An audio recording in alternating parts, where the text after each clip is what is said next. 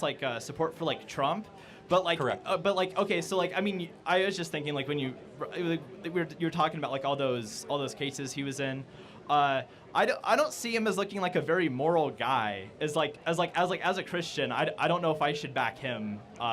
So what's your feelings? So when you vote, I'm curious. This is not a sarcasm. Gotcha. Do you vote for people or for policies? What's up guys, welcome back to my channel. It's your girl Nana. Today we are back again with another video from Charlotte. Today college student debates whose country was better. Is it Trump or Biden's? Oh my goodness, this is going to be interesting. So guys, without further ado, let's get started.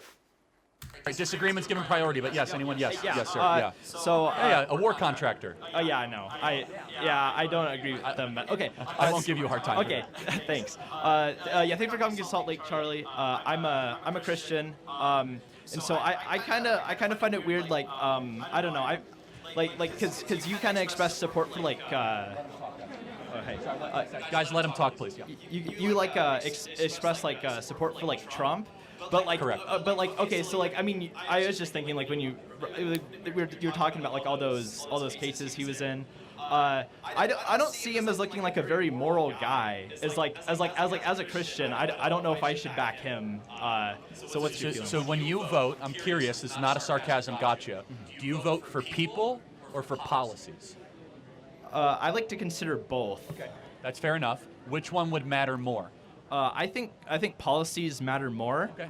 So then that's the answer to my but question. No, but I don't think I think their policies are pretty similar when you break it down. Like I think their border, like you talk about people coming across the border, but like it looks like their actual policies on how they're handling the border and how they're sending out like enforcement is very similar to Trump and Biden. That's not true. And I think they're both just trying to keep up the economy of Obama. Like Trump didn't really do anything new for the economy, and Biden's just trying to bring it back to where it was. So I don't think they're. Okay, Yeah. So on the border, do you know about Remain in Mexico? Do you know about any of those? Or Vaguely, yeah. Yeah, I mean, we have that policy now. Now we don't. Yeah. Yes, the numbers, the border crossings were down to record lows. Mm-hmm. Now they're to 10 to 15,000 a day. So you can't possibly say they're the same. Sure. So Tom Homan, who was Barack Obama's border chief, 30 years in the position, said Donald Trump was the best on the border of any president he ever served under. Right. So you can't compare those two. On the economy, everyone would here agree the economy was better under Donald Trump than Joe Biden. Everyone would agree. They would say that higher wages, prices were more affordable, the economy was more stable, period. On wars, how many new wars started under Donald Trump? None. How many under Joe Biden? I forget. Yeah, exactly. It's hard to even count. I mean, you have Gaza, Israel, Iran, you have Ukraine, Russia, you have Yemen against Saudi Arabia. Under Donald Trump, no new wars, period, globally, across the planet. It's never happened before in 30, 40 years, so you can't equate the two. So as a Christian, blessed are the peacemakers. Trump is a peacemaker, right? Did he make any peace? Oh, yeah. You know the Israel peace deal that he signed between the United Arab Emirates, Saudi Arabia, Bahrain, and Israel? Do you remember that? He signed the Abraham Accords, which was the greatest peace deal of Israel in the modern lifetime. Donald Trump prevented Vladimir Putin from invading Ukraine. How so? Well, he didn't invade Ukraine. But sure. The way he did that is he met with them in Helsinki under great opposition and condemnation and said, I want diplomacy, not war with Russia. And it was the right move for the Western world, period. And Vladimir Putin did not move an inch into Ukraine. You know where he did move an inch into Ukraine? Under Obama, he annexed Crimea. Under Joe Biden, he invaded Ukraine. Not under Trump. He wouldn't dare. You know why? He also feared Trump. Because Trump sat next to Putin. And he said before, he said, oh, the photographers are here to take a picture. Oh, by the way, those are really nice gold things you have on the Kremlin. Be a shame if someone melted them. Let's pose for a picture. True story. Vladimir Putin tells it. Donald Trump threatened bombing the Kremlin if Vladimir Putin invaded Ukraine. He was so crazy that Putin basically believed him. But the point is in the reality, right? The reality is we had less people invading our country. There were less wars abroad. The economy was better. The country was more stable. It's as factual as one can get. But why? I'm not convinced that like any of the economy stuff had much to do with like the presidential like policy differences. It really looks more like if you look at like corporate profits going up, it looks like just corporate greed like going out of control after COVID. So the blue collar workers, we saw a blue collar boom under Donald Trump. Working class people saw the greatest rise to their wages in 20 years under Donald Trump. Electricians, welders, plumbers. You can fact check me on it. Just Google Okay. blue collar boom, Donald Trump. But on one issue that everyone should vote for. What did he do to do that? Like, how did Trump make that Well, happen? he did a tax cut for working men and women. He deregulated the economy, and he restricted the labor supply by bringing in less foreign labor, which therefore raises wages for working men and women in this country. Okay, but so like you talked about foreign labor as well. So Correct. so like wouldn't it be a better solution to like to just like legalize like the labor of like even like illegal immigrants and just make sure like they have to get paid as much so that they can't be exploited? No. Why is that? Well, send them back to their country of origin if they're here illegally. But what if they're like a refugee? Well, did they claim asylum correctly? What are they a refugee from? Um, A poor country or actual war? Well, I mean like there's a refugee. The asylum is being abused like you wouldn't. People are saying, "Oh, I'm claiming asylum from Mexico. Why? Because of cartel violence." Like, okay, can I claim asylum from Chicago because of gang violence? I mean, we're equally as dangerous of a country as Mexico now, in our inner cities. So we're not exactly one to like give people asylum. I'm not convinced that that's true. In downtown Chicago, downtown Baltimore. Okay, well you could just move out of Baltimore. You could just go to a different part of the country. I agree, but you would get shouted down by a lot of inner city blacks that say that, you know, they don't have the capital or the resources to leave Baltimore or Chicago, right? And that's where they live. Telling people to leave their home is like a really cruel thing to say, I think. Yeah, honestly. that But yeah. secondly, yes, I think that even if you gain the refugee status, you should go home. Yes. But Wait, what are they claiming refugee asylum from? I don't know. I just remember like I'm not super familiar. I just remember like a few years ago, like Honduras was pretty bad, and so people were coming up here, and then they were like getting rejected at the border. Yeah, I mean, go back to your country and fix it. We have huge problems in this country. But it's like international law to accept like asylum seekers. Okay, we don't have to follow international law. We have American law. If international law tells you have to bring in 1 million foreigners, we don't have to follow international law. Okay. American law supersedes international law. But what are we losing by bringing more people in? Well, first of all, wages go down, our social services get overflowed, crime goes up, and you lose you lose a common American identity, and that's not a racial thing. When you bring in millions of people that don't share the same American story and they all speak different languages, you're a nation of strangers. You need time for assimilation, and we don't have that. More people speak Spanish than English in the state of California. So do you think we should just I think we should have more people learn Spanish because being bilingual is good mentally. I'm pretty sure there's not much evidence that like crime actually goes up and social services are being used a lot by like illegal immigrants. Have you seen what's going on in New York? They're literally overrunning schools because they don't have the social services to fit all the illegals that are coming into the country. They're overrunning school districts, overrunning hospitals. I'm happy to. You should go down to the border and see it for yourself. It is a mass invasion of 10,000 people a day. And so, but here's the question is, what should our immigration policy be? Number one, a government exists to represent its citizens. It does not exist to solve the problems of foreigners. That's nice once you solve your own problems. And so you must put your own people first. And right now, our people are being spit on, ignored, and not prioritized, especially young people in this country. It is harder than ever for you guys to own homes, harder than ever for you to get well-paying jobs, harder than ever for you guys to build a family. And we have to be lectured that we have to go bring in all the problems in the third world? No, we should close the doors and say, you're welcome into this country if and when we solve our problems here domestically. Okay, what policy do you support to make it easier for young people to buy homes? Get rid of BlackRock purchasing a bunch of homes and renting them back to us. Okay, so like seize their assets? Not seize their assets. Make it illegal that asset managers over $500 billion can't buy single-family homes. Okay, I really agree with that. That's great. Thank you. Yeah. It's okay. a super simple policy fix. If you have assets under management over $500 billion or $100 billion, you should not be in the single-family home business, period. Okay. And that's artificially boosting housing prices across the country. I believe homeownership is a moral good for all humans. Okay. Thank you. Thank you. Yes, sir.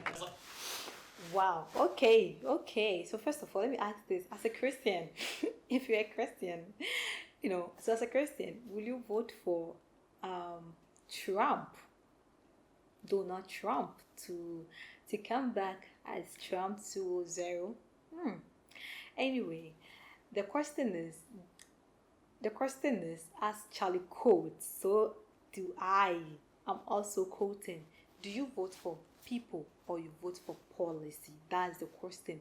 Do you vote for policy or you vote for people? You vote for the people, the person, or you vote for people?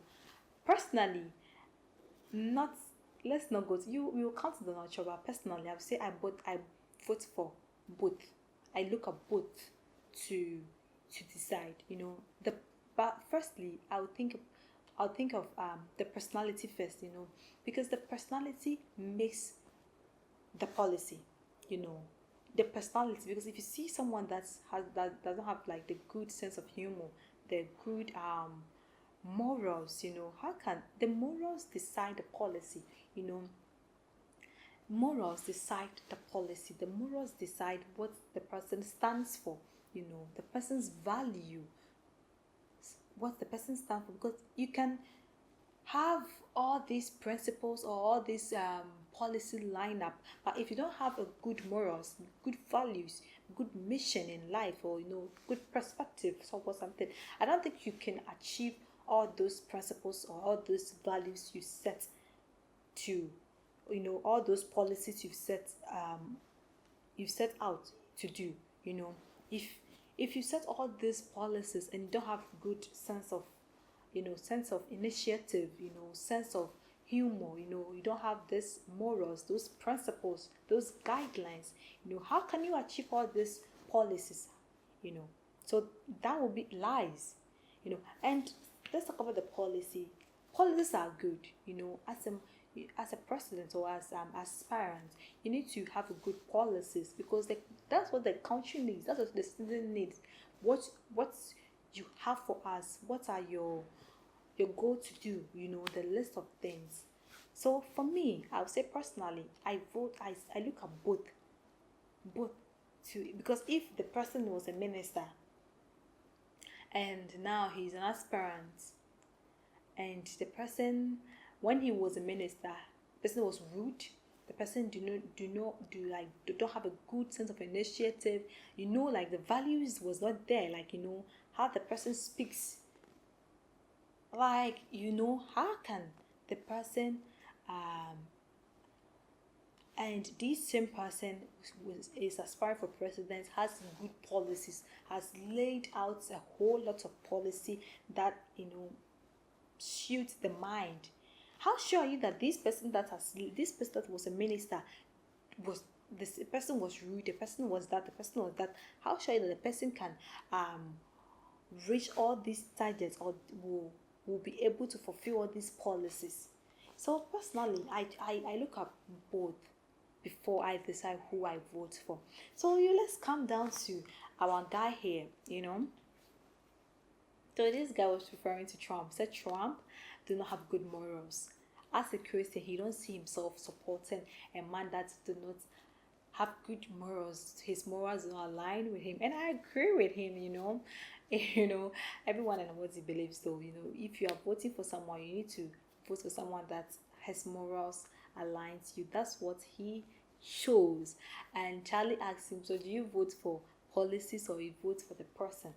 And he said he votes for policies. And if you see, obviously Trump has become a president before. He was once a president and he left, and now he is coming back. He wants to come back. And when he was the president, the policies that he laid was a good to go one, with no war policies. And yes, if you look at it, it was so, and he did it. The peacekeeping between Israel and other stuff, like he put policies in place, and yes, he did it.